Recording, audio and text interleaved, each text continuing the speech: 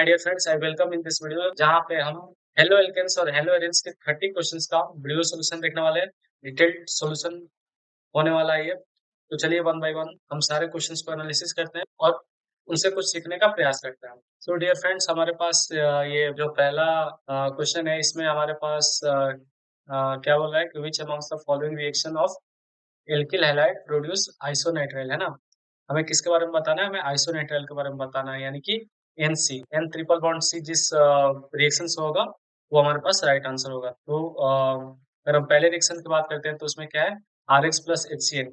ये सिंपल एक replacement reaction है, जिसमें कि क्या होगा, आर प्लस और एक्स माइनस और यहाँ पे X plus C N minus, इन दोनों में क्या होगा, रिप्लेस होंगे और जो प्रोडक्ट हमारे पास बनेगा वो सिंपल क्या बनेगा, R C N plus H X. तो इसमें तो हमारे पास आर सी एन बन रहा है, लेकिन हमें क्या चाहिए, आर एन सी चाहिए। तो ये हमारे पास राइट प्रोडक्ट नहीं है, राइट आंसर नहीं है। बी नंबर हमारे पास क्या है कि R X plus A G C N.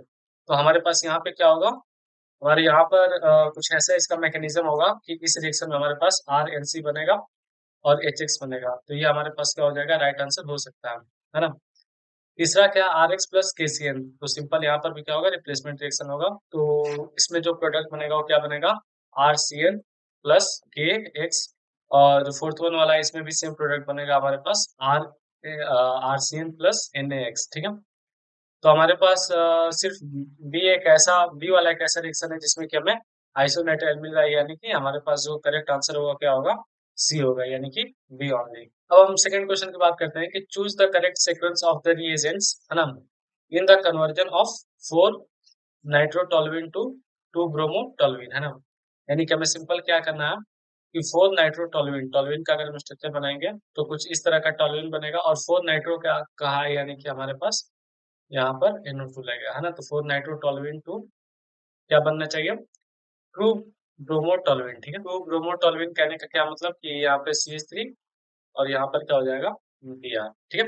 तो कौन सा रिएजेंट का इसमें सेट है जो कि ये कंडीशन को सेटिस्फाई कराएगा। ठीक है। तो चलिए इसमें से सबसे पहले हम देखते हैं कि कौन सा कराएगा। ठीक है। सबसे पहले हमारे पास क्या है कि अगर हम बात करेंगे CH3 और NO2 के बारे में, तो अगर हम इसका सिंपल रिएक्शन Br2 के साथ कराते हैं, ठीक है, Br2 के साथ कराते हैं तो क्या होगा कि हमारे पास ये NO2 जो है वो मेटा डायरेक्टिंग ग्रुप है। ठीक है। यानी कि NO2 क्या करेगा, Br को मेटा पोजीशन पे क्या करेगा, रिएक्शन करा देगा। तो इस हिसाब से हमारे पास क्या होगा कि सबसे पहले Br जो है वो यहाँ पे लग जाएगा। ठीक है।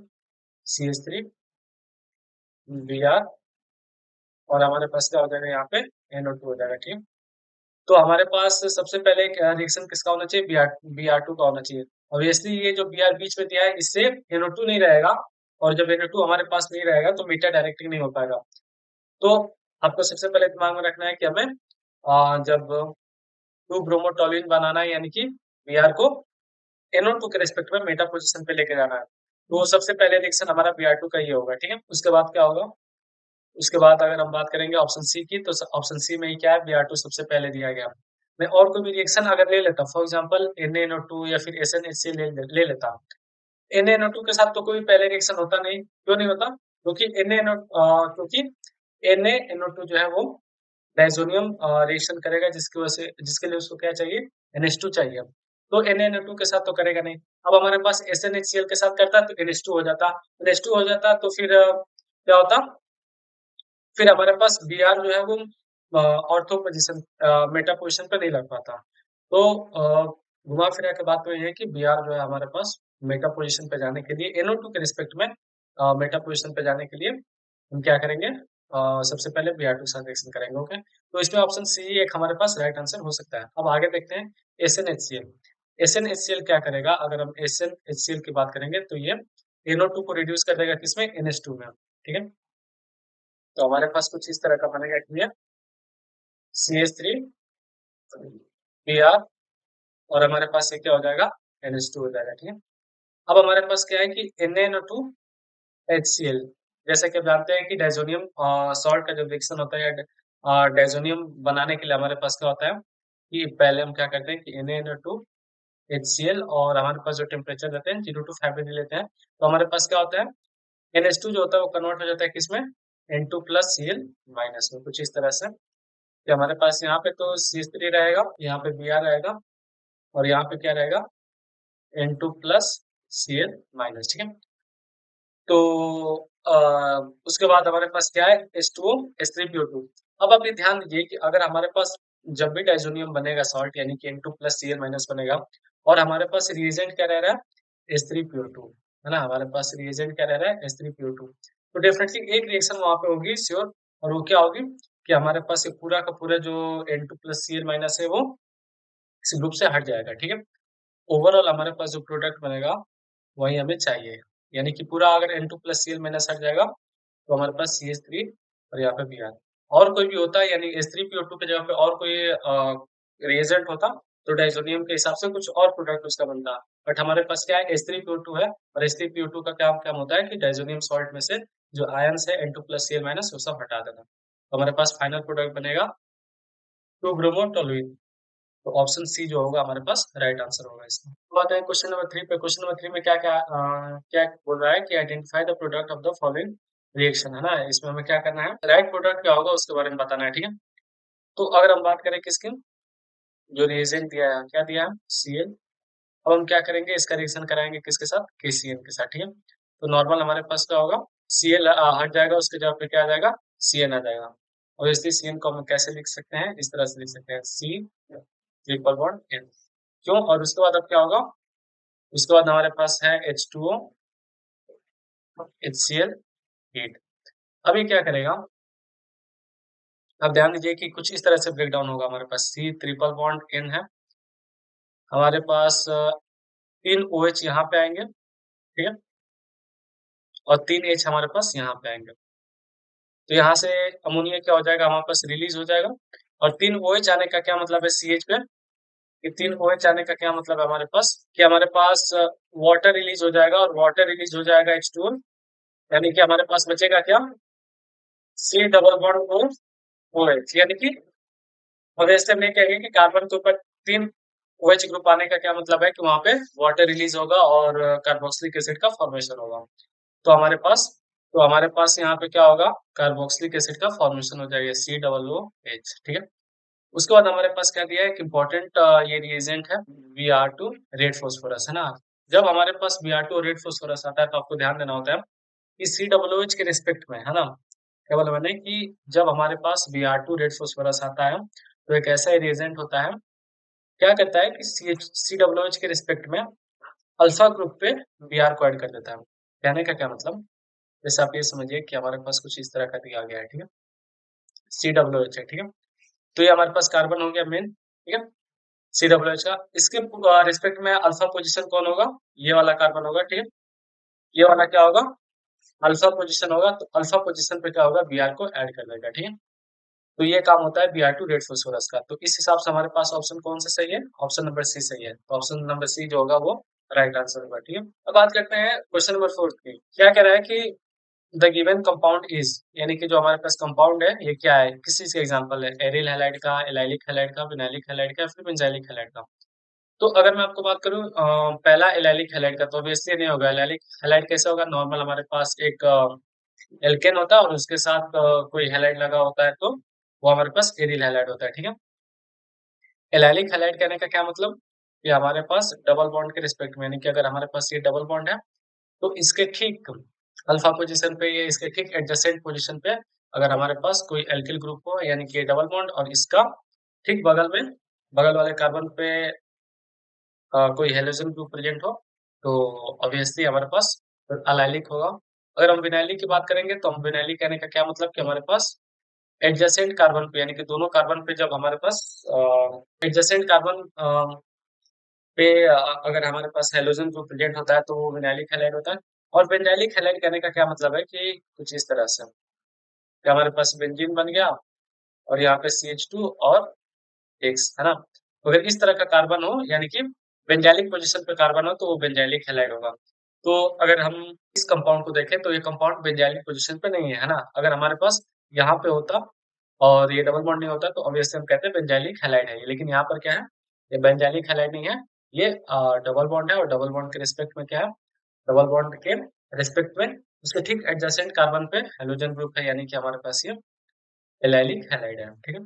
तो ये एग्जांपल है एल्काइल हैलाइड का। क्वेश्चन नंबर 5 क्या कह रहा है कि the major product of the following chemical reaction is. Major product पहले थोड़ा सा लगा होगा कि किस तरह क्वेश्चन है, लेकिन अगर आप इसको और अच्छे से देखेंगे तो आपको सिंपल क्या किया गया है कि आपके पास एक डबल बॉन्ड दिया गया है, ठीक है, अल्कीन दिया गया है, उसके साथ HBr का रिएक्शन कराना है। और ये जो दिया गया है हमें पता नहीं क्या दिया गया है, लेकिन हमें पता है कि O2 दिया गया है। O2 देने का मतलब क्या है कि हमारे पास पर ऑक्साइड है, और पर ऑक्साइड होने का मतलब क्या है कि यहाँ पर कौन सा होगा, यहाँ पे एंटी मार्कोनिकॉफ रूल होगा। और एंटी मार्कोनिकॉफ रूल होने का मतलब क्या है कि आपके पास बी आर कहाँ ऐड होगा, जहाँ पे ज्यादा नंबर ऑफ हाइड्रोजन होंगे, ठीक है। तो फाइनल प्रोडक्ट हमारे पास क्या बनेगा कि ज्यादा नंबर ऑफ कार्बन इस वाले ज्यादा नंबर हाइड्रोजन इस वाले कार्बन पे प्रेजेंट है, तो यहाँ पे डबल बॉन्ड टूटेगा और Br जो है हमारे पास यहाँ पे रहेगा एंटी मार्कोनिकॉफ रूल के हिसाब से। तो उस हिसाब से हमारे पास कौन सा राइट आंसर होगा, तो ऑब्वियसली हमारे पास ऑप्शन ए जो होगा राइट आंसर होगा। ऑप्शन सी जो है हमारे पास मार्कोनिकॉफ रूल से है, बट यहाँ पे परऑक्साइड होने की वजह से ऑप्शन ए होगा। आई hope you got it. Question number 6 में क्या कर रहा है कि the following the compound which shows metamerism. Metamerism कहने का क्या मतलब है कि आपके पास एक ऐसा फंक्शनल ग्रुप होना, डाइवेलेंट या फिर पॉलीवेलेंट फंक्शनल ग्रुप, जिसके अगल बगल डिफरेंट नंबर ऑफ कार्बन हो सकते हैं। तो different number of carbon atoms होने की वजह से जो आइसोमर प्रोड्यूस होता है उसी को हम मेटामर कहते हैं, ठीक है। तो आइए देखते हैं हमारे पास पहला क्या है, C4H10O, है ना। यानी कि हमारे पास क्या है, इधर का फॉर्मेशन पहले करेंगे, तो इधर क्या हो सकता है C2H5, और इधर क्या हो सकता है C2H5, ठीक है। और पहले तो इधर दो हो गए, इधर दो कार्बन हो गए। एक साइड क्या करते हैं कि एक साइड हम एक कार्बन कर देते हैं, और एक साइड हम क्या करते हैं, तीन कार्बन कर देते हैं। तो ऑब्वियसली हमारे पास क्या हुआ, ये एक तरह का आइसोमर हुआ, और इसी को हम क्या कहेंगे, मेटामर आइसोमर कहेंगे या फिर मेटामरिज्म कहेंगे। तो ऑप्शन ए हमारे पास राइट आंसर होगा। अगर C5H12 की बात करेंगे तो ये तो नॉर्मल हमारे पास अल्किन होगा, तो ये भी तो किसी भी तरह का आइसोमर नहीं प्रोड्यूस करेगा। C3H8O की बात अगर हम कहेंगे हम, तो C3H8O में क्या होगा, हमारे पास तीन कार्बन होंगे कुछ इस तरह से, CH3O C2H5। तो यहाँ पर क्या होगा, एक साइड दो कर सकते हो, या फिर आप यहाँ पे एक साइड दो एक साइड एक कर सकते हो। तो बात तो वही हुई। तो ये तो किसी भी तरह का आइसोमर प्रोड्यूस नहीं करेगा, क्योंकि अगर आप different number of carbon atoms भी करोगे तो सेट क्या बनेगा, 1 2 या फिर 2 1। तो बात तो एक हुई। बट इसमें क्या था, इसमें दो दो का बन रहा था या फिर एक तीन का बन रहा था। तो इसमें क्या हुआ, डिफरेंट नंबर ऑफ सेट्स बन रहे थे, इसलिए वो आइसोमर प्रोड्यूस किया। और C3H6O, यानी कहने का मतलब कि CH3 C double bond O और CH3, ये तो किसी तरह का आइसोमर प्रोड्यूस नहीं करेगा, तो ये हमारे पास नहीं आंसर होगा, यानी कि ऑप्शन ए हमारे पास राइट आंसर होगा। अगर हम क्वेश्चन नंबर 7 की बात करेंगे तो क्या कह रहा है कि the major product formed in the dehydrohalogenation reaction of 2 bromo pentane is pent two ene, the product formation is based on. कहने का मतलब है कि हमारे पास 2 ब्रोमो पेंटेन है ना, ये हमारे पास पेंटेन हो गया, और Br लगाए तो 2 ब्रोमो पेंटेन हो गया हमारे पास। और ये जो बना है इससे वो क्या बना है, पेंट टू इन बना है ना। पेंट टू इन कहने का मतलब क्या है, 1 2। तो इस तरह का जो कंपाउंड का फॉर्मेशन होता है, प्रोडक्ट का फॉर्मेशन होता है, इसमें बेसिकली दो रूल हमारे पास लगते हैं। एक तो हमारे पास होता है सेटजेफ, पहला हमारे पास है तो सेटजेफ रूल लगता है, या फिर हॉफमैन रूल लगता है, ठीक है, हॉफमैन रूल। तो हमारे पास मेजर प्रोडक्ट जब हमारे पास बनता है, तब जब हमारे पास ऐसा एल्किन का फॉर्मेशन होता है जिसमें अल्फा एच ज्यादा होते हैं ना। तो यहाँ पर क्या है, यहाँ पर ऐसा एल्किन बना है जहाँ पे नंबर ऑफ अल्फा एच ज्यादा है, या फिर आप ये कह सकते हैं कि नंबर ऑफ कार्बन सब्सटेंस ज्यादा है। तो जब ऐसा प्रोडक्ट बनता है तो सेटजेफ रूल के हिसाब से बनता है। और जब हमारे पास कुछ इस तरह का कंपाउंड बने, फॉर एग्जाम्पल यही वाला कंपाउंड, और डबल बॉन्ड हमारे पास पहले वाले पोजीशन पे लग जाए, यानी कि वहां पे जहाँ पे ये रूल को फॉलो ना करे, यानी कि ज्यादा नंबर ऑफ अल्फा एच होते हैं, ये वाले रूल को फॉलो ना करें, तब हमारे पास जो प्रोडक्ट बनता है वो हॉफमैन रूल के वजह से होता है। तो इन जनरल हमारे पास जो प्रोडक्ट बनता है वो सेटजेफ रूल के हिसाब से बनता है, जिसमें कि जहाँ पे ज्यादा नंबर ऑफ अल्फा एच होते हैं, तो वो वाला प्रोडक्ट ही हमारे पास ज्यादा बनता है। तो यहाँ पे क्या है कि इस वाले कंपाउंड में ज्यादा नंबर ऑफ अल्फा एच है, तो यही वाला कंपाउंड बनेगा ड्यू टू सेटजेफ रूल। तो इसका जो आंसर है वो सेटजेफ होगा, ना कि हॉफमैन होगा। बाकी हकल रूल और हंस रूल, तो हकल रूल तो आप जानते हैं एरोमेटिक से आएगा, तो ये तो कोई सेंस नहीं बनता इसका। उस रूल का भी तो ये एटॉमिक स्ट्रक्चर से आ गया, तो इसका तो सेंस ही मिल रहा। बाकी हॉफमैन कहीं कहीं रिएजेंट में बनेगा, आप वैसे रिएजेंट को फेस करोगे तो पता चलेगा कि हॉफमैन में बनता है, बट वो डिपेंड करता है रिएजेंट पे। और सेटजेफ तो इन जनरल हमारे पास बनता है। तो यहाँ पे वही कहा गया है कि प्रोडक्ट किस रूल के हिसाब से बना है, ऑब्वियसली सेटजेफ रूल से बना है। ठीक है, अब आते हैं क्वेश्चन नंबर 8 पे। क्वेश्चन नंबर 8 में क्या कहा गया है कि what is the IUPAC name of the following compound formed in the chemical reaction, है ना, यानी कि केमिकल रिएक्शन में ये जो केमिकल रिएक्शन दिया गया है इसमें जो प्रोडक्ट बनेगा उसका आईपीएसी नेम क्या होगा। तो हमको क्या दिया गया, एसीटोन दिया गया है ना। तो सबसे पहले हम क्या करेंगे, एसीटोन का यहाँ पे स्ट्रक्चर बना लेंगे। इसका रिएक्शन हम कराएंगे किसके साथ, C2H5 Mg Br के साथ। ठीक है, तो क्या बनेगा भाई यहाँ पे, आप देखिए कि आप इसको ऐसे तोड़ लीजिए कि जो C है वो प्लस और O है माइनस, और यहाँ पे H2F5 क्या है, माइनस, और Mg Br जो है वो प्लस है। एक्चुअली Mg है, तो Mg में क्या होंगे, डबल आयन होंगे।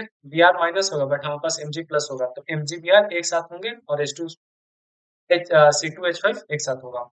तो इस हिसाब से अगर आप तोड़ोगे तो क्या होगा, इस CH3 और यहाँ पे C2H5 है, ये प्लस वाले के साथ जाएगा, यानी कि यहाँ पे लगेगा C2H5, और यहाँ पे क्या हमारे पास लग जाएगा O माइनस और Mg Br। ठीक है, और हमारे पास यहाँ पे क्या हो जाएगा, CH3। ठीक है, और जब आप इसका रिएक्शन कराएंगे H प्लस यानी किसी H प्लस के सोर्स के साथ इन वाटर मीडियम, या मतलब वाटर एज ए मीडियम मान के, तो क्या होगा कि Mg Br हट जाएगा और O माइनस के साथ क्या हो जाएगा, H प्लस ऐड हो जाएगा। ठीक है, तो ओवरऑल फाइनल प्रोडक्ट हमारे पास क्या बनेगा, CH3 और यहाँ पे क्या हो जाएगा, C2H5। ठीक है, तो आप यहाँ पे ध्यान दीजिए कि हमारे पास कितने ऑलमोस्ट कार्बन, मतलब इसमें कार्बन कितने हैं, 5 कार्बन है। अगर इनका नोमेनक्लेचर करें तो इसको और अच्छे से लिख सकते हैं C2H5 को, कैसे, तो CH2CH3। ठीक है, तो अगर इसका नोमेनक्लेचर करें तो कैसे करेंगे, नंबरिंग करेंगे तो स्टार्ट यहाँ से करेंगे, क्योंकि हमारे पास OH ग्रुप है, तो OH ग्रुप क्या होता है, सबसे लोएस्ट लोकेंट रूल के हिसाब से इसको सबसे कम नंबर मिलना चाहिए, तो इस हिसाब से हमारे पास क्या होगा, 1 2 4। ठीक है, तो अब हमारे पास क्या होगा कि अगर इसका नोमेनक्लेचर करें तो हमारे पास दूसरे पोजीशन पे क्या आ रहा है, मेथिल आ रहा है, तो हम कैसे लिख सकते हैं कि 2 मेथिल, और लॉन्गेस्ट चेन कितने का है, 4 का है, तो क्या लिखेंगे, ब्यूटेन, और दूसरे पोजीशन पे क्या है, ऑल है, यानी कि अल्कोहल है, तो 2 ऑल, तो हमारे पास ऑप्शन ए जो है होगा वो राइट आंसर होगा। क्वेश्चन नंबर 9 क्या कह रहा है कि which of the following alkane can not be made in good yield with वुड रिएक्शन। वुड रिएक्शन क्या करता है, एज यू नो कि वो सिमेट्रिकल एल्कीन प्रोड्यूस करता है। फॉर एग्जांपल अगर हमारे पास यहाँ पे RX है, ठीक है, और हमारे पास यहाँ पे RX है, तो जब इसका हम रिएक्शन कराएंगे Na के साथ, तो Na और यहाँ पे ड्राई है, यहाँ पास रिएजेंट क्या होगा इसका, तो क्या बनेगा हमारे पास RR जनरली बनता है। तो RR कहने का क्या मतलब है कि ये सिमेट्रिकल प्रोडक्ट ही बनेगा, है ना, सिमेट्रिकल प्रोडक्ट ज्यादा बनता है। ऐसा नहीं कि सिर्फ सिमेट्रिकल बनेगा और कोई नहीं बनेगा। अगर आपके पास और कोई कंपाउंड है, जैसे कि आप ऐसे ले सकते हैं कि R1X प्लस R2X, और इन सबका रिएक्शन कराएंगे किसके साथ, Na ड्राईथर का, तो ऐसा नहीं है कि रिएक्शन नहीं होगा, होगा, लेकिन सिमेट्रिकल प्रोडक्ट ज्यादा बनेगा, यानी कि R1R बनेगा प्लस R2 R2 बनेगा प्लस R1 R2 भी बनेगा, लेकिन इसका यील्ड जो है होगा वो काफी कम होगा। R1 R2 भी बनेगा, लेकिन इसका यील्ड जो होगा वो काफी कम होगा, या फिर नेग्लिजिबल कह सकते हैं कि नहीं बनेगा। तो इस वजह से हम ये कह सकते हैं कि ऊर्जा रिएक्शन में वो सारे प्रोडक्ट नहीं बन सकते कि जो कि सिमेट्रिकल नहीं है। तो आइए देखते हैं कि सिमेट्रिकल कौन सा है। तो पहला क्या है, 2 3 डाई मेथिल ब्यूटेन, यानी कि हमने क्या किया, ब्यूटेन बना लिया, और यहाँ पे 2 पर भी मेथिल है, 3 पर भी मेथिल है। तो ऑब्वियसली अगर हम एक ऐसा ग्रुप ले जहाँ पे सॉरी यहाँ पे एक्स करते हैं ना, और इसका रिएक्शन हम कराते हैं किसके साथ, फूड रिएक्शन कराते हैं, यानी कि Na और ड्राई था। ठीक है, तो हमारे पास क्या बनेगा, ऑब्वियसली ये कुछ इस तरह का बनेगा। तो ये तो बन जाएगा हमारे पास, है ना, अच्छा खासा अमाउंट में बन जाएगा, इसमें कोई दिक्कत नहीं होगी। एन हेप्टेन की बात करेंगे, यानी कि 7 कार्बन होंगे, तो 7 कार्बन कैसे बनेंगे भाई, 1 2 3 4 5 6 7, 7 कार्बन कैसे बनेंगे, 3 3 का नहीं बनेगा, क्योंकि 3 3 का बनेगा तो 6 का बनेगा, या 4 4 का बनेगा तो 8 का बनेगा। तो आई थिंक ये हमारे पास होगा और राइट आंसर होगा, क्योंकि ये जो होगा वो गुड एल्ड में नहीं मिलेगा, क्योंकि 7 कार्बन है इसमें। एन ब्यूटेन बन जाएगा अगर आप क्या करो ना कि CH3 CH2 और यहाँ पे Cl। एक एग्जांपल ले लेते हैं और इसका अगर रिएक्शन हम कराते हैं किसके साथ, Na ड्राई था, ठीक है। तो ऑब्वियसली हमारे पास क्या होगा, ये एन ब्यूटेन बन जाएगा, है ना, क्योंकि हमारे पास CH3 CH2 और फिर से कंपाउंड जुड़ जाएगा CH2 CH3, तो हमारे पास ब्यूटेन बन जाएगा, है ना। एन हेक्सेन में कुछ इसी तरह का बन जाएगा कि आपके पास अगर प्रोपेन है, प्रोपेन का हम ऊर्जा रिएक्शन के साथ कराएंगे तो एन हेक्सेन बन जाएगा, बट एन हेप्टेन नहीं बन पाएगा, तो ये हमारे पास राइट आंसर है। क्वेश्चन नंबर 10 की बात करते हैं कि the compound A on treatment with Na gives B and with PCl5 gives C, और B and C react together to give diethyl ether। तो ए बी सी हमें बताना है। तो इस तरह में आपके पास समझ रहे होंगे कि इनफाइनाइट क्वेश्चन, इनफाइनाइट इसका आंसर हो सकेंगे, क्योंकि ए बी सी किसी के बारे में कुछ ऐसा उतना नॉलेज नहीं दे रखा है। तो हम क्या करेंगे, ऑप्शंस के हिसाब से हम क्या करेंगे, राइट आंसर को खोजेंगे, बिकॉज इस तरह से सोच रहे हैं कि एक क्या हो सकता है तो फिर हम उतना नहीं सोच पाएंगे, बट ऑप्शंस के हिसाब से देख के जल्दी बना लेंगे। तो ऑप्शन मान लीजिए कि ये हमारे पास ए है, ये बी है और ये सी है, ठीक है, पूरा टेबल में यही होगा। तो अगर हम C2H5 लेंगे तो C2H5 का अगर हम रिएक्शन, पहले क्या कहा गया है कि ऑप्शन कि कंपाउंड ए का ट्रीटमेंट कराएंगे हम किसके साथ, Na के साथ। तो हम इसका ट्रीटमेंट कराते हैं Na के साथ, तो हमें क्या मिलेगा, बी मिलेगा, यानी कि C2H5 को Na मिलना चाहिए। इसमें क्या दिया गया है, इसमें तो C2H6 दिया गया है, यानी कि राइट आंसर नहीं होगा। इसमें Cl दे दिया गया, नहीं ये राइट आंसर नहीं होगा। C2H6 दिया गया, ये राइट आंसर नहीं होगा। तो वैसे हमारे पास ऑप्शन डी जो होगा वो राइट आंसर होगा। क्यों, क्योंकि अब देखिए यहाँ पे C2H5 Na के साथ रिएक्शन किया है, तो क्या बना है, C2H5ONA, जो कि बी है। और दूसरा हिंट क्या हमें मिला है कि ऑप्शन ए को, यानी कि जो हमारे पास, सॉरी ऑप्शन ए यानी कि कंपाउंड ए को अगर हम रिएक्शन कराते हैं किसके साथ, PCl5 के साथ, तो हमको क्या मिलेगा, C2H5Cl, और ये आपके पास ऑप्शन सी है, ठीक है। तो ये भी सही है। तो ओवरऑल हमारे पास ऑप्शन डी जो होगा वो सही होगा।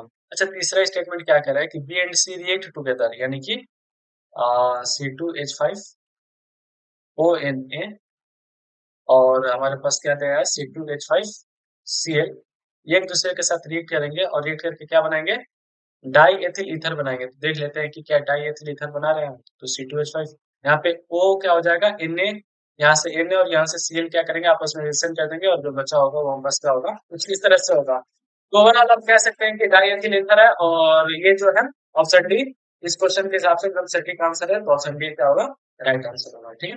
The compound C7H8 undergoes the following reaction, है ना। तो क्वेश्चन नंबर 11 में क्या कह रहा है कि C7H8 undergo the following reaction. तो सबसे पहले तो हमें C7H8 का स्ट्रक्चर बनाना होगा। तो स्ट्रक्चर बनाने के लिए हमें देखना होगा कि डिग्री ऑफ अनसैचुरेशन इसका कितना है। तो सबसे अच्छा तरीका क्या है निकालने का, मैं कैसे निकालता हूँ इसको, कि अगर हमें डिग्री ऑफ अनसैचुरेशन निकालना है, यानी कि DU, तो C+1 करता हूँ माइनस H+X-N/2, ठीक है। तो हमारे पास क्या है कि अगर हम C7H8 की बात करेंगे, C7H8, तो कार्बन कितना है, 7, और तो 7+1 8 कर दूंगा मैं, ठीक है, माइनस H हमारे पास क्या है, 8 है, ठीक है। बाकी ना X, ना तो इसमें X है, X यानी कि ना तो कोई इसमें हैलाइड है, ना तो कोई नाइट्रोजन है। तो बस हम क्या करेंगे, हाइड्रोजन का नंबर लिखेंगे और बाई 2 कर देंगे, यानी कि 8 माइनस 4, यानी कि 4। तो 4 इसका क्या हो जाएगा, डिग्री ऑफ अनसैचुरेशन हो जाएगा, ठीक है। तो इस बेसिस पे हम क्या करेंगे, इस बेसिस पे हम इसका फिगर ड्रॉ करेंगे कि क्या क्या पॉसिबिलिटी हो सकती है। तो सिंपल सा बात है, हमें दिमाग में बस बेंजीन का एक ख्याल आएगा कि बेंजीन जैसा कुछ स्ट्रक्चर बनेगा, क्योंकि बेंजीन में क्या है, 3 पाई बॉन्ड है और एक रिंग है, तो ऑब्वियसली उसका भी डिग्री ऑफ अनसैचुरेशन 4 होता है, तो वैसे कुछ स्ट्रक्चर बनेगा। तो हमारे पास ये बेंजीन बन गया, बट बेंजीन में तो 6 कार्बन है, इसमें एक और ज्यादा है, यानी कि एक और बना लेते हैं तो CH3। ऑब्वियसली टॉलुइन का स्ट्रक्चर है, क्योंकि 7 कार्बन हो गए, और हाइड्रोजन की अगर हम बात करेंगे तो 3 H यहाँ पे और 5 लगे हुए यहाँ पे, तो टॉलुइन हमारे पास बन गया। अब टॉलुइन का रिएक्शन हम कराएंगे किसके साथ, 3Cl2 के साथ और हीट करके। तो अब ये क्या करेगा, एज यू नो कि हमारे पास HCl का फॉर्मेशन होगा, तो यहाँ से पहले क्या होगा कि CH2Cl बनेगा, यानी कि एक हाइड्रोजन हटेगा, HCl निकलेगा और Cl जाके जुड़ जाएगा, तो CH2Cl होगा। फिर क्या होगा, CHCl2 होगा, एंड देन क्या होगा हमारे पास, एक और क्लोरीन बचा है तो उसकी वजह से क्या हो जाएगा, CCl3 बन जाएगा। तो CCl3 हमारे पास क्या हो जाएगा, फाइनल प्रोडक्ट हो जाएगा, यानी कि हमारे पास ये हुआ है, ठीक है। दूसरा क्या कह रहा है कि अब हम Br2Fe के साथ इसका क्या करेंगे, रिएक्शन करेंगे, ठीक है। तो Br2Fe, एज यू नो यहाँ पर जो CCl ग्रुप है ना, CCl3, ये क्या है, मेटा डायरेक्टिंग ग्रुप है। और मेटा डायरेक्टिंग ग्रुप होने की वजह से क्या करेगा, जो हमारे पास Br बनेगा वो कहाँ बनेगा, वो मेटा पोजीशन पे बनेगा, यानी कि Br हमारे पास कुछ यहाँ पे बनेगा, ठीक है। और फिर हमारे पास क्या है, ZnHCl है। अब ZnHCl क्या करेगा, फिर से उसका रिवर्स करेगा, जो यहाँ से यहाँ पे Cl बना था हमारे पास, CCl3 बना था, वो क्या होगा, फिर से हमारे पास हटेगा और हमारे पास क्या बन जाएगा, ZnHCl क्या करेगा, सबको हटा देगा और यहाँ पे फिर से हमारे पास CH3 बन जाएगा और मेटा पोजीशन पे ब्रोमीन लग जाएगा। तो इस हिसाब से हमारे पास एम ब्रोमोटोलुइन आ रहा है और एम ब्रोमोटोलुइन इज ऑप्शन ए। तो ऑप्शन ए हमारे पास क्या होगा, राइट आंसर होगा, ठीक है। अब आते हैं क्वेश्चन नंबर 12 पे कि the reaction of C6H5CH double bond CHCH3 with HBr produces a. A हमारे पास क्या हो सकता है, काफी अच्छा क्वेश्चन है, ध्यान से देखिए इसको। बस बेंजीन बन गया, ठीक है, ये CH, ये डबल बॉन्ड, ये CH और ये आपका CH3, ठीक है। इसका हम रिएक्शन कराएंगे किसके साथ, HBr के साथ, ठीक है। ये बनेगा हमारे पास क्या, अब आप ध्यान दीजिए कि दो पॉसिबिलिटी है, क्या क्या, एक तो यहाँ पे प्लस यहाँ पे माइनस, या फिर एक यहाँ पे माइनस यहाँ पे प्लस। तो हमारे पास कौन सा ज्यादा स्टेबल होगा, हम ये देखेंगे कि जब कार्बोकेटायन फॉर्मेशन हो रहा है, क्योंकि सिंपल एसएन रिएक्शन होगा तो कार्बोकेटायन फॉर्मेशन होगा, तो कार्बोकेटायन जहाँ पे ज्यादा स्टेबल होगा, रिएक्शन वहीं से स्टार्ट होगी, यानी कि प्रोडक्ट उसी के हिसाब से बनेगा। तो अगर हम पहले वाले कंडीशन की बात करेंगे, अगर हम पहले वाले कंडीशन की बात करेंगे, तो पहले वाले कंडीशन में क्या है, कार्बोकेटायन के साथ यहाँ पे बेंजीन ग्रुप जुड़ा हुआ है, फेनिल ग्रुप जुड़ा हुआ है। तो अगर यहाँ पे फेनिल ग्रुप जुड़ा हुआ है, तो ऑब्वियसली यहाँ पे क्या होगा, कार्बोकेटायन की स्टेबिलिटी काफी ज्यादा बढ़ जाएगी, क्योंकि ये कार्बोकेटायन है, ये भी क्या करेगा, रेजोनेंस में आएगा, तो इसकी वजह से क्या होगा, इसकी स्टेबिलिटी काफी ज्यादा बढ़ जाएगी, यानी कि यहाँ पे काफी ज्यादा कार्बोकेटायन हमारे पास स्टेबल है, ठीक है।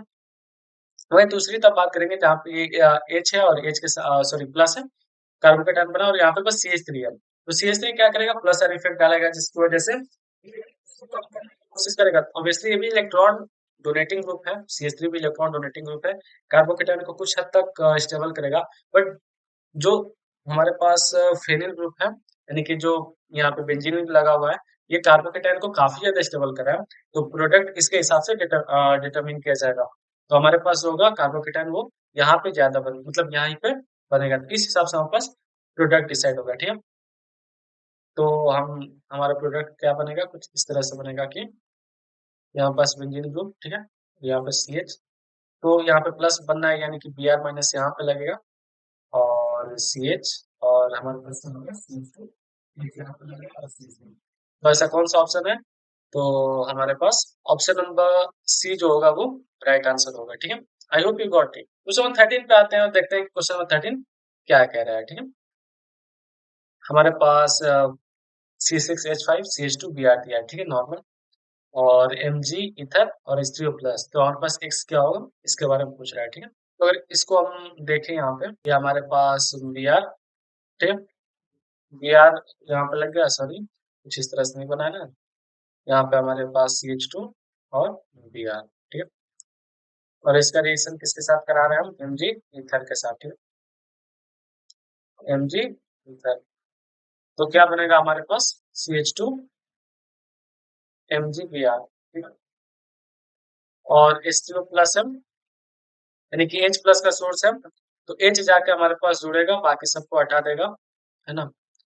तो H जाके हमारे पास यहाँ पे जुड़ेगा, CH3 बनेगा, बाकी सबको हटा देगा, तो ओवरऑल हमारे पास टोल्यूइन का स्ट्रक्चर बनेगा। तो टोल्यूइन हमारे पास किस में बना है, तो टोल्यूइन ऑप्शन सी में बना है, तो ऑप्शन सी हमारे पास राइट आंसर होगा, ठीक है। तो बात करते हैं क्वेश्चन नंबर 14 की, क्या कह रहा है कि which one is the most reactive toward SN1 reaction, SN1 reaction में कौन ज्यादा फास्ट होगा। तो ऑब्वियसली एक बात आप ध्यान दीजिए कि क्या होगा कि जितना ज्यादा आपके पास कार्बोकेटायन स्टेबल होगा, Br को हटाइए, कार्बोकेटायन बनाइए, कार्बोकेटायन जितना ज्यादा स्टेबल होगा उतना ही ज्यादा हमारे पास SN1 रिएक्शन फास्ट होगी।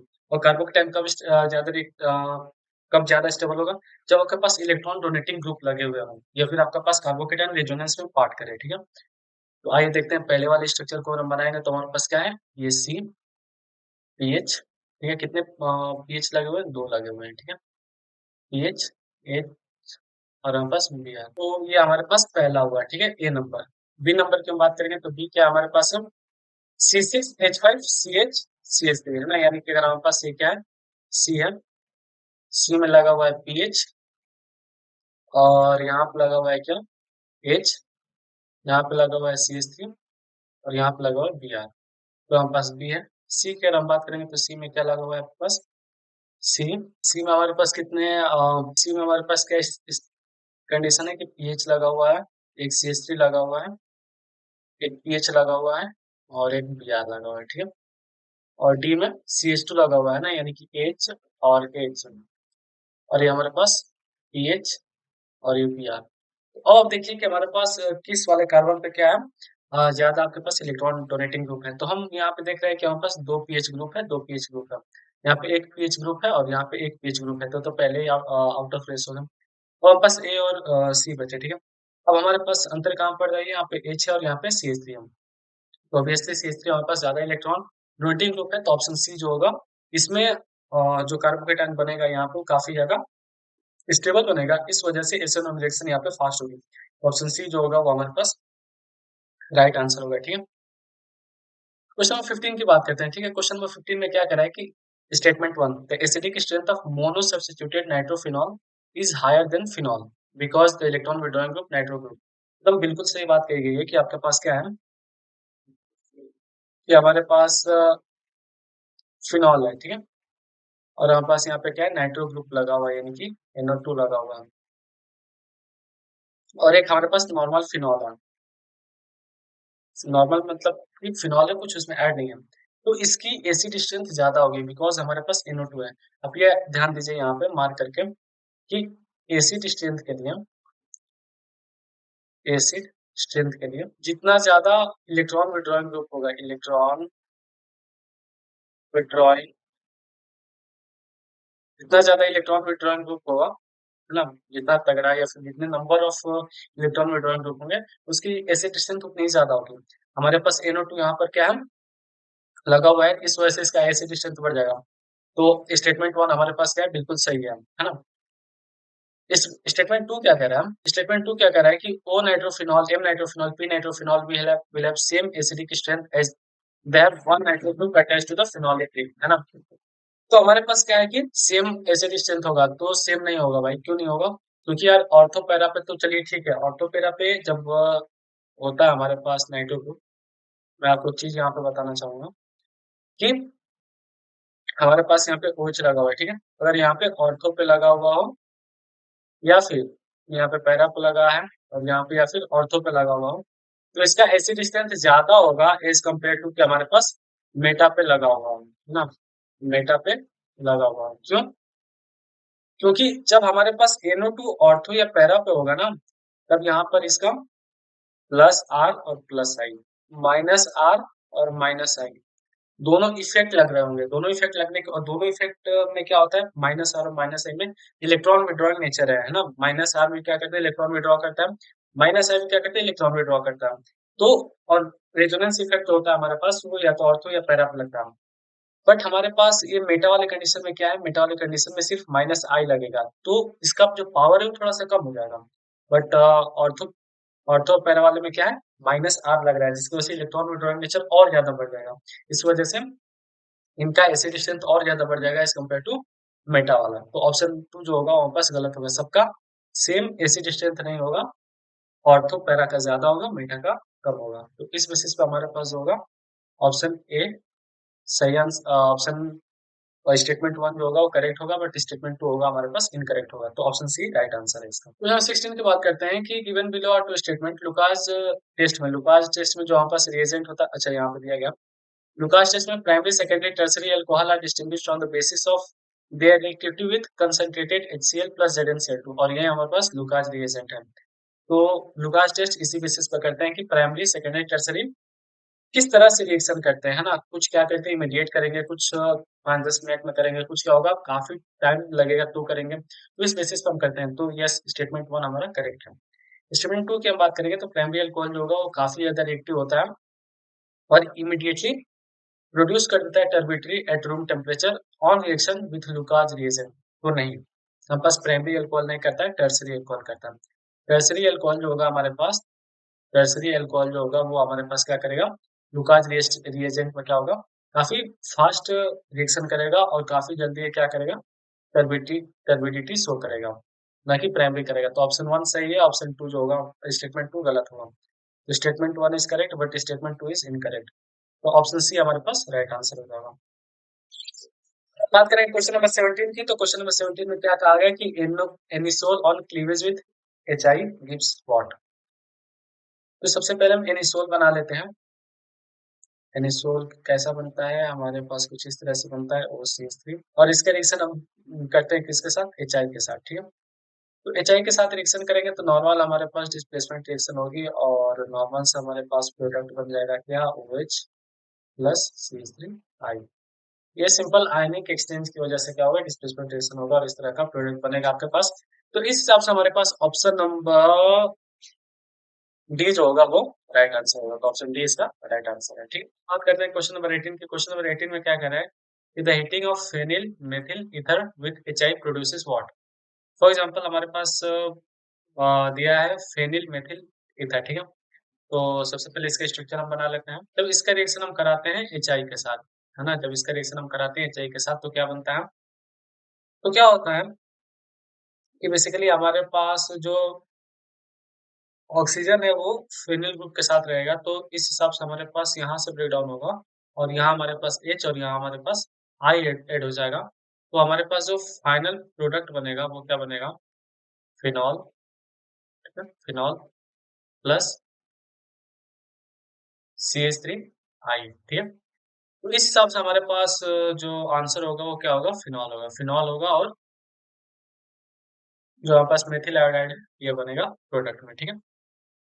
अब आते हैं क्वेश्चन नंबर 19 में। क्वेश्चन नंबर 19 में क्या कह रहा है कि identify the major products PQR in the following sequence of the reaction, ठीक है। तो काफी इंपॉर्टेंट और काफी फेमस रिएक्शन है, आपको ये चीज याद होना ही चाहिए कि इसका प्रोडक्ट क्या बनेगा, ठीक है।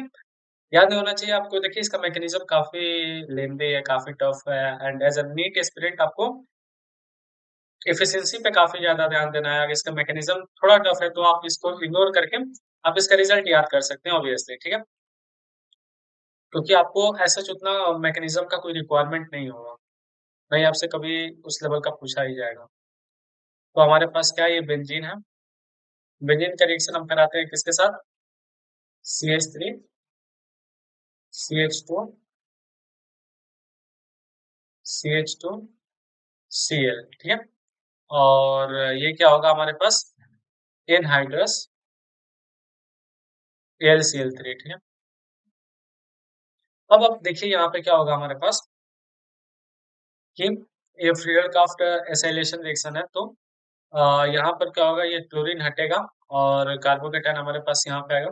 सिंस यहाँ पे कार्बोकेटायन स्टेबल नहीं होगा एज कम्पेयर टू, तो अब ये कार्बोकेटायन क्या होगा कि शिफ्ट होगा और यहाँ पे सेकेंड वाले कार्बन एटम के पास चला जाएगा H को रिप्लेस करके। तो हमारे पास कार्बोकेटायन जो होगा वो इस वाले कार्बन के पास आ जाएगा, बीच वाले कार्बन के पास।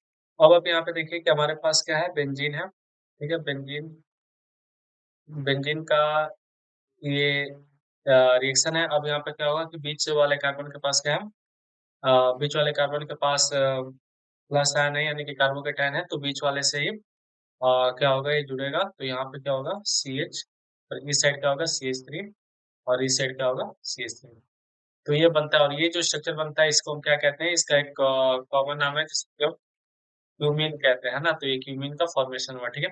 अब क्यूमीन के पास हमारे पास क्या है, O2 और H3O प्लस और ये हीट। तो आपको डायरेक्ट रिजल्ट याद रखना है कि ऑब्वियसली इसमें पता है क्या होता है, अगर आप इसको और डेप्थ से देखें तो हमारे पास ये बेंजीन है और ये C है, एक तरफ यहाँ पे CH3 और एक तरफ हमारे पास यहाँ पे CH3, और इधर हमारे पास O जा करके ऐड हो जाता है कुछ इस तरह से, है ना। तो अभी क्या होता है कि जो OH ग्रुप है वो OH ग्रुप जा करके बेंजीन से ऐड हो जाता है और बीच वाला कार्बन के पास डबल बॉन्ड आ जाता है, तो जो हमारे पास फाइनल प्रोडक्ट बनता है वो क्या बनता है? फाइनल प्रोडक्ट हमारे पास यहाँ पे OH लग जाता है तो फिनॉल बनता है प्लस एसीटोन बनता है, यानी कि CH3 C double bond O और यहाँ पे CH3। तो हमसे कह रहा है कि आर सॉरी आर नहीं, ये पी है, पी क्यू आर बताना है हमें। तो पी हमारे पास क्या निकला? क्यूमीन निकला, तो पी क्यूमीन होगा। और तो इस हिसाब से हमारे पास अगर हम क्या करेंगे, इसको इरेज करेंगे, तो देखिए कि जो ऑप्शन डी है, ऑप्शन डी हमारे पास बिल्कुल सही आंसर है। ये हमारे पास ये क्यूमीन है, ये फिनॉल है और ये हमारे पास क्या है? एसीटोन है। तो ऑप्शन डी जो होगा वो इसके लिए राइट आंसर होगा। ठीक है, अगर हम बात करें क्वेश्चन नंबर 20 की, तो एक रिएक्शन दे रखा है हमारे पास, ये रिएक्शन में फिनॉल है OH, NH के साथ रिएक्शन करेगा तो क्या होगा? O माइनस Na प्लस बन जाएगा। O माइनस Na प्लस बनने का मतलब कि सोडियम अल्कोक्साइड आयन बना है ना, सोडियम अल्कोक्साइड आयन बना है और MEI के साथ जुड़ेगा तो हमारे पास क्या होगा? Na रिप्लेस हो जाएगा और MEI2 उसके साथ जुड़ जाएगा, है ना। तो ये हमारे पास कुछ इस तरह का रिएक्शन बना। तो इससे क्या होता है ना कि एक ऐसा रिएक्शन है जिससे कि आप जिस तरह का ईथर बनाना चाहे उस तरह का बना सकते हैं। और इसका नाम पता है क्या है? इसका नाम है विलियमसन ईथर सिंथेसिस रिएक्शन। इसमें क्या होता है कि सोडियम एल्कोक्साइड आयन का फॉर्मेशन हम करते हैं। कोई भी हमारे पास अल्कोहल है, अल्कोहल से हम क्या करते हैं? सोडियम एल्कोक्साइड आयन का फॉर्मेशन करते हैं। और जैसे ही सोडियम एल्कोक्साइड आयन का फॉर्मेशन होता है तो दूसरे एल्किल हैलाइड के साथ हम रिएक्शन करा करके क्या कर देते हैं? ईथर फॉर्मेशन करा देते हैं। और इस प्रोसेस को हम क्या कहेंगे? विलियमसन ईथर सिंथेसिस कहेंगे, जिसका एक एग्जांपल है। I hope you got it the what is Williamson ether synthesis reaction. ठीक है, क्वेश्चन नंबर 21 क्या करा है कि रिएक्शन ऑफ फिनॉल, फिनॉल का रिएक्शन हम करा रहे हैं किसके साथ? क्लोरोफॉर्म के साथ। तो फिनॉल का रिएक्शन हमने क्लोरोफॉर्म के साथ कराया। In presence of dilute sodium hydroxide finally introduce which of the following functional group, है ना। तो ये काफी फेमस रिएक्शन है एंड आई होप कि आप इससे कभी ना कभी रूबरू हुए होंगे। और इसका नाम क्या है? राइमंड डायमंड रिएक्शन। तो इसमें क्या होता है कि हमारे पास फिनॉल होता है, फिनॉल होता है और फिनॉल का रिएक्शन किसके साथ होता है? क्लोरोफॉर्म के साथ होता है, CHCl3। और जब इसका हम रिएक्शन कराते हैं डाइल्यूट सोडियम हाइड्रोक्साइड के साथ, डाइल्यूट सोडियम हाइड्रोक्साइड के साथ, तो पता है क्या होता है हमारे पास इधर? OH तो लगता ही है, यहाँ पे जाकर के CHO ग्रुप ऐड हो जाता है। ठीक है, तो यहाँ पे CHO ग्रुप का एडिशन हो जाता है और ये CHO यानी कि ये एल्डिहाइड ग्रुप का फॉर्मेशन करेगा, तो यहाँ पे एल्डिहाइड ग्रुप जो होगा वो हमारे पास राइट आंसर हो जाएगा, यानी कि ऑप्शन नंबर जो सी है वो क्या होगा? राइट आंसर होगा इसके लिए। ठीक है, अब बात करते हैं क्वेश्चन नंबर 22 की। तो एक हमारे पास रिएक्शन दिया गया है जिसमें ONA है। ONA कहने का क्या मतलब है कि हमारे पास ये सोडियम एल्कोक्साइड रिएक्शन है और हमारे पास एक नॉर्मल एल्किल हैलाइड है। तो इनसे क्या होगा कि NaCl रिलीज हो जाएगा और हमारे पास ईथर फॉर्मेशन हो जाएगा। अभी अभी इसकी हमने बात की पहले ही क्वेश्चन में। तो ये कौन सा रिएक्शन है? विलियमसन ईथर सिंथेसिस रिएक्शन है, यानी कि विलियमसन सिंथेसिस। तो ये काफी इंपॉर्टेंट रिएक्शन है, ये आपको पता होना चाहिए कैसे बनता है। पहले हमारे पास क्या होगा?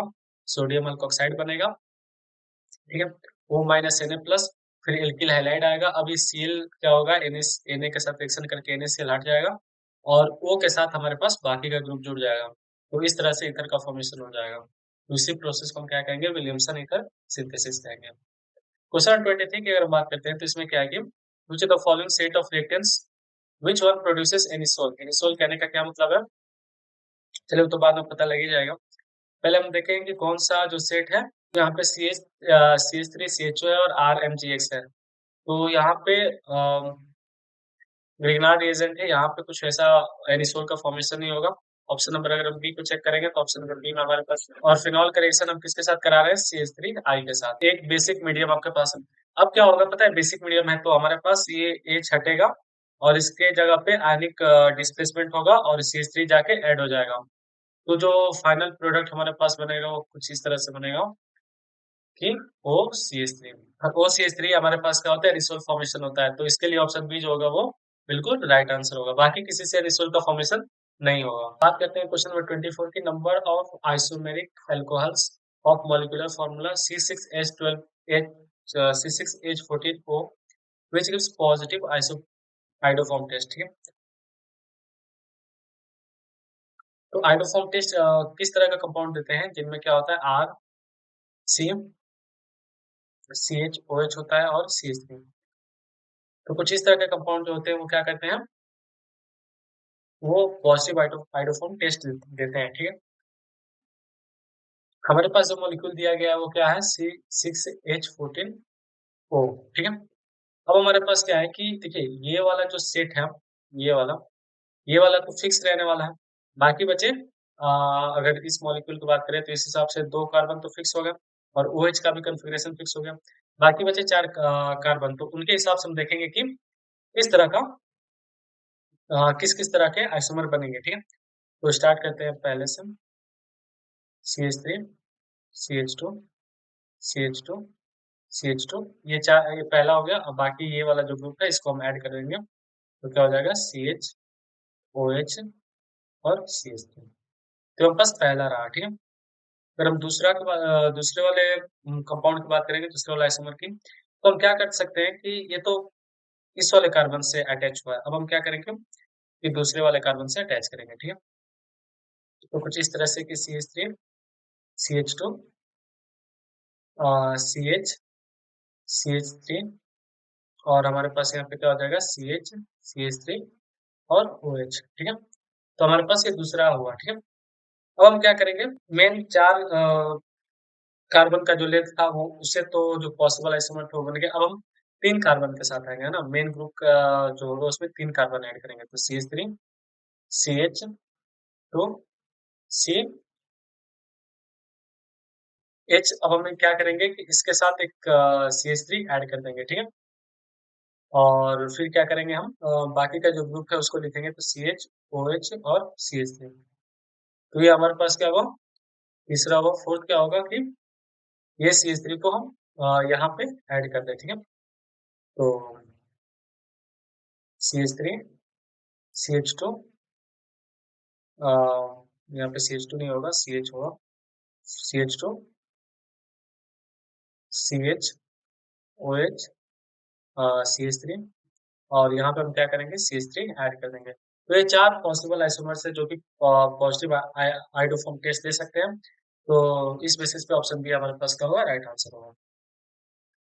Question number 25, among the following ethers which one will produce methyl alcohol on treatment with hot concentrated HI। ठीक है, तो देखिए नॉर्मल हमारे पास हॉट कंसंट्रेटेड HI के साथ जब ट्रीटमेंट करेंगे तो SN1 टाइप रिएक्शन होगा। ठीक है, SN1 रिएक्शन टाइप होगा। तो इसमें हमें क्या करना है, ये देखना है कि कहाँ पे कार्बोकेटन सबसे ज्यादा स्टेबल बनेगा। जहां पे कार्बोकेटन सबसे ज्यादा स्टेबल बनेगा हम उसी वाले ग्रुप को क्या करेंगे कि लेंगे। ठीक है, तो ऑब्वियसली हमारे पास देखिए कि यहाँ पर अगर हम ब्रेक डाउन करेंगे तो यहाँ पे क्या होगा, आई होगा और यहाँ पे एच होगा। ठीक है, कुछ इस तरह का ब्रेक डाउन होगा, है ना, सॉरी। हमें क्या करना है, मेथिल एल्कोहल प्रोड्यूस करना है और कंसंट्रेटेड एचआई के साथ हमारे पास ओ सी एच थ्री के बीच में क्लीवेज नहीं होगा हमारे पास, वो और इस वाले ग्रुप के साथ क्लीवेज होगा और यहाँ पे हमारे पास एच एड होगा और हमारे पास एच आई होगा क्योंकि हमारे पास एस एन वन रिएक्शन है। तो इस बेसिस पे हम ये देखेंगे कि कार्बोकेटाइन कहाँ पे ज्यादा स्टेबल बनेगा। तो अगर हम सबका कार्बोकेटाइन बनाना चाहें तो एक तो यहाँ पे बनेगा, दूसरा यहाँ पे, तीसरा यहाँ पे एंड फोर्थ वन यहाँ पे। ऑब्वियसली हमारे पास देखिए कि पहले वाले में क्या होगा कि 3-3 मेथिल ग्रुप लगे हुए हैं जो कि काफी ज्यादा इलेक्ट्रॉन डोनेटिंग ग्रुप है, तो प्लस को काफी ज्यादा स्टेबल बनाएंगे जिसकी वजह से यहाँ पर ज्यादा पॉसिबिलिटी है या ज्यादा चांस है कि ज्यादा नंबर में मेथिल एल्कोहल बनेगा। बाकी सब में भी बनेंगे लेकिन ऑप्शन ए में काफी ज्यादा बनेगा, तो ऑप्शन ए हमारे पास सही आंसर होगा। जस्ट बिकॉज यहाँ पर हमारे पास क्या है, कार्बोकेटाइन काफी ज्यादा स्टेबल है और कार्बोकेटाइन काफी ज्यादा स्टेबल होने का मतलब क्या है कि एसएन1 रिएक्शन काफी फास्ट होगी और एसएन1 रिएक्शन काफी फास्ट होने का मतलब है कि मेथिल ऑरेंज यहाँ पे काफी ज्यादा बनेगा। ठीक है, क्वेश्चन नंबर 6 की बात करते हैं हमारे पास। ठीक है, क्वेश्चन नंबर 6 में क्या बोल रहा है कि इन the following sequence of the reaction, ये हमारे पास दिया गया है तो बताना है कि क्या बनेगा। ऑप्शन चलिए इसमें पूछा गया है कि जो सी होगा वो सी कंपाउंड क्या होगा। ठीक है, तो अगर हम पहले रिएक्शन करते हैं CH3 Br और इसका रिएक्शन हम करते हैं किसके साथ, ACN के साथ। ठीक है, तो क्या होगा कि ऑब्वियसली हमारे पास ये CH3 और ये Cl हो जाएगा। फिर हमारे पास क्या है, H3O प्लस है और H3O प्लस होने का मतलब क्या है कि आप यहाँ पे एक्चुअली ऐसा क्वेश्चन हमने पहले डिस्कस किया हुआ है कि C ट्रिपल बॉन्ड अगर n हमारे पास है तो हम क्या करेंगे, 3H यहाँ पे और 3OH यहाँ पर ऐड हो जाएंगे, जिसकी वजह से क्या होगा कि इधर CH3COOH बनेगा, है ना, CH3COOH का फॉर्मेशन होगा। तो जैसे ही इसका CH3COOH का फॉर्मेशन होता है, ये हमारे पास क्या हुआ, कंपाउंड बी हो गया, और इसका हमें रिएक्शन कराना है किसके साथ, एलएच के साथ, ठीक है। तो एलएच के साथ इन प्रेजेंस ऑफ ईथर जब हम कराएंगे तो ये रिड्यूस हो जाएगा एकदम लास्ट तक, जहां तक रिड्यूस होना चाहिए, रिड्यूस हो सकता है। तो ये CH3CH2OH का फॉर्मेशन करेगा, क्योंकि LH जो है वो यानी कि LiAlH4 यानी कि LH, ये क्या होगा, ये काफी अच्छा रिड्यूसिंग एजेंट है, जो कि इसको काफी अच्छे से रिड्यूस करेगा। कहाँ तक करेगा, तो इथाइल अल्कोहल तक करेगा। तो इथाइल अल्कोहल जो होगा उसका ये राइट आंसर होगा, ठीक है। क्वेश्चन 29 की बात करते हैं, तो हम यहाँ पे क्या करते हैं कि यहाँ पर ग्लिसरॉल बना लेते हैं, CH3 CH2OH CHOH CH2, ये क्या है, ग्लिसरॉल का स्ट्रक्चर है। इसका हम रिएक्शन कराएंगे HI के साथ। एक्सेस ऑफ HI दिया गया है, यानी कि जहां जहां भी OH है वहां वहां पे क्या होगा, HI हो जाएगा, तो I वहां वहां पे लग जाएगा। नॉर्मल हमारे पास रिएक्शन होगी और OH की जगह पे क्या हो जाएगा, I लग जाएगा। तो जहां जहां पे OH है वहां वहां पे क्या होगा, I लग जाएगा। तो अब क्या होगा कि अगर एडजेसेंट कार्बन प्रेजेंट है ना, अगर एडजेसेंट कार्बन से प्रेजेंट है I और I प्रेजेंट है, ये I और ये प्रेजेंट है, तो ये दोनों I जब हटेंगे तो क्या होगा, इनके जगह पे डबल बॉन्ड आ जाएगा, ठीक है। तो जब ये हटेंगे तो क्या होगा, इनके जगह पे डबल बॉन्ड आ जाएगा। तो CH2 डबल बॉन्ड CH, और यहाँ पे क्या हो जाएगा, CH2 I रह जाएगा, ठीक है। फिर से क्या होगा हमारे पास, फिर से HI का रिएक्शन होगा, और कुछ इस तरह से फॉर्मेशन हो जाएगा कि यहाँ पर H आके जुड़ेगा, क्योंकि यहाँ पे माइनस बनेगा, यहाँ पे प्लस बनेगा, तो यहाँ पे I आके जुड़ेगा, ठीक है। जब ये प्लस क्लीवेज होगा तो मतलब आप ये समझिए कि जब डबल बॉन्ड का क्लीवेज होगा तो ऑब्वियसली यहाँ पे क्या होगा, प्लस बनेगा, और यहाँ पे माइनस बनेगा HI के रिएक्शन से। तो जब यहाँ पे प्लस बना है तो यहाँ पे क्या आएगा, I आएगा, और यहाँ पे क्या आएगा, प्लस आएगा, सॉरी H आएगा। तो इस बेसिस पे हमारे पास यहाँ पे CH3 बनेगा, यहाँ पे CHI बनेगा, और यहाँ पे फिर क्या होगा, CH2I बनेगा, ठीक है। तो फिर इसका क्या होगा, जब हीट करेंगे इसको, तो हीट करेंगे इसको, तो ये वाला आई और ये वाला आई दोनों हटेंगे, और इनके जगह पे क्या आएगा, डबल बॉन्ड आएगा। तो डबल बॉन्ड आएगा तो हमारे पास क्या होगा, फाइनल जो स्ट्रक्चर है वो कुछ इस तरह का बनेगा, फिर CH डबल बॉन्ड CH2। तो ये जो है हमारे पास ओवरऑल, ये जो हमारे पास ओवरऑल है ये स्ट्रक्चर बनेगा, और ये किस चीज का स्ट्रक्चर है, तो प्रोटीन का है। तो प्रोटीन हमारे पास राइट आंसर होगा, ऑप्शन नंबर सी। क्वेश्चन 29 क्या कह रहा है कि given an cyclohexanol acetic acid 2,4,6 trinitrophenol and phenol in this order of decreasing acidic character is, देखें एसिडिक कैरेक्टर है, वो उसको हम कैसे पता करेंगे। तो नॉर्मल अगर हमारे पास एसिडिक कैरेक्टर दिया, एसिडिक कैरेक्टर के बारे में पता करना है, तो पहले तो आपको एसिड स्ट्रेंथ का जो ऑर्डर है वो आपको याद होना चाहिए। तो आई होप कि आप सबको याद होगा। बाकी आप ये देखिए कि किसमें इलेक्ट्रॉन विड्रॉइंग ग्रुप जो है वो ज्यादा लगे हुए हैं, तो जिसमें इलेक्ट्रॉन विड्रॉइंग ग्रुप लगे हुए होंगे वो काफी ज्यादा क्या होगा, एसिडिक होगा, ठीक है। तो हम सबसे पहले देखते हैं साइक्लोहेक्सेनॉल की।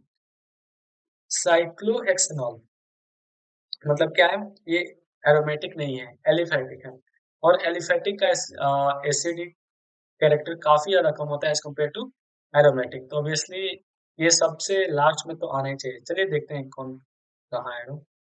ये नॉर्मल हमारे पास OH है, साइक्लोहेक्सेनॉल एसिटिक एसिड है, 2,4,6 ट्राइनाइट्रोफिनॉल है OH, और 2,4,6 यानी कि इधर NO2,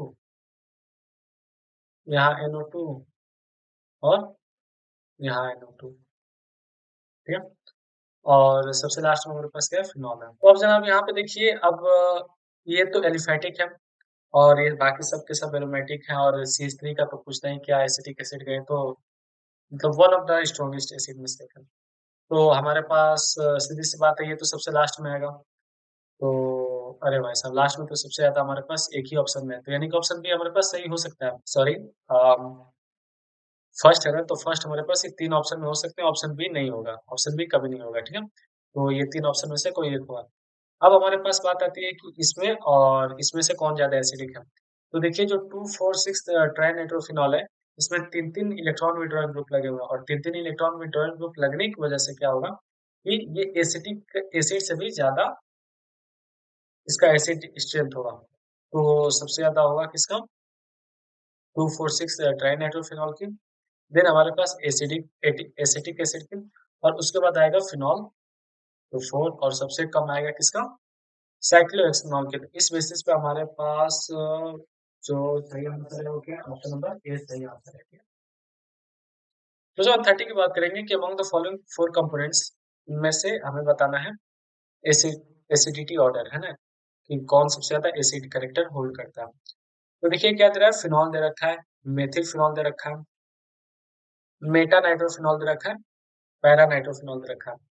तो जैसे हम लोग मैंने आपको बताया कि अगर एसिड स्ट्रेंथ हमें देखना है तो एसिड अगर स्ट्रेंथ देखना है हमें तो हमें देखना है कि कहाँ पे इलेक्ट्रॉन विड्रॉइंग लगा है। अगर इलेक्ट्रॉन विड्रॉइंग लगा है ग्रुप तो वो क्या करेगा एसिड स्ट्रेंथ को बढ़ाएगा। अगर इलेक्ट्रॉन डोनेटिंग लगा हो या इलेक्ट्रॉन रिलीजिंग ग्रुप लगा हो तो एसिड स्ट्रेंथ घटाएगा। तो अब एज यूजुअल देखिए कि यहाँ पे मेथिल लगा और जो मेथिल है वो इलेक्ट्रॉन रिलीजिंग ग्रुप है यानी कि इलेक्ट्रॉन डोनेटिंग ग्रुप है तो ये तो सबसे कम होगा। और नाइट्रोफिनॉल है यानी कि इसमें NO2 है तो NO2 इलेक्ट्रॉन विड्रॉइंग ग्रुप है तो इन सब में एसिड स्ट्रेंथ ज्यादा होगा इसमें कम होगा। और फिनॉल तो बीच में है तो रहेगा ही ठीक है। तो अब देखिए सेकेंड वाला तो सबसे लास्ट में होगा अब ये मानते हैं फिर फर्स्ट वाला उससे ज्यादा होगा। अब बात करते हैं थर्ड और फोर्थ में। तो मेटा और पैरा की कहानी जैसा कि मैंने आपको पीछे एक क्वेश्चन था जिसमें मैंने आपको बताया था कि अगर हमारे पास मेटा पे है मतलब मेटा पे NO2 है तो बस यहाँ पे वो एक ही प्रॉपर्टी अपनी शो करेगा माइनस आई वाली और इसी से इलेक्ट्रॉन विड्रॉइंग नेचर उसका आएगा। लेकिन अगर वो क्या है ऑर्थो या पैरा पे है तो इसमें क्या है पैरा पे है।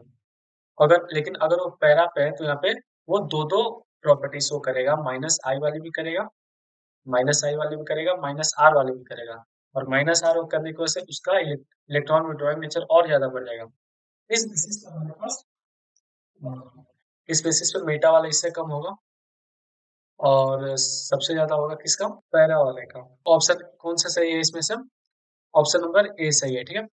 I hope you got it the right concept. So thank you जी आपका इतना ज्यादा कंसिस्टेंसी मेंटेन करने के लिए। आई होप कि 30 क्वेश्चन में से आपने बहुत कुछ सीखा भी होगा बहुत अपने कंसेप्ट को रिवाइज